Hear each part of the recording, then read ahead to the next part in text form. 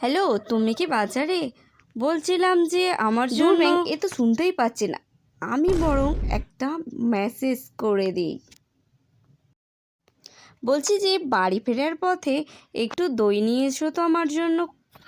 উফ, যা গরম পড়েছে এখন থেকে আর বাইরে মনে হচ্ছে বেরোনোই যাবে না, বুঝলি গিন্নি। কি গো, তুমি এত তাড়াতাড়ি চলে এলে বাজার থেকে? এসে কি ভুল করলাম নাকি? ঠিক আছে, আমি তাহলে চলে যাচ্ছি। না না, আমি তো তা বলতে চাইনি। তোমার হাতটা এরকম খালি কেন? তোমার যে বাজার থেকে আমি দই নিয়ে আসতে বললাম।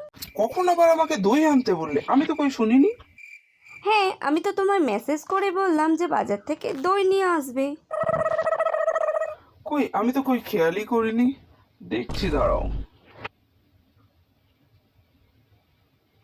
বলছিলাম যে বাজার থেকে ফেরার পথে একটু দই নিয়ে আসবে। আমি না ফোনটা না চেক করেই বাড়িতে চলে এসেছি। আমি বরং তোমার জন্য গিন্নি কালকে নিয়ে আসবো। ওকে, বুঝলে গিন্নি, ফোনটা দেখে নিও, আমি তোমার মেসেজ করে দিয়েছি। পাগল নাকি? এই গরমে মনে হচ্ছে মাথাটাই গেছে, মনে হচ্ছে গলাটা টিপে দেব।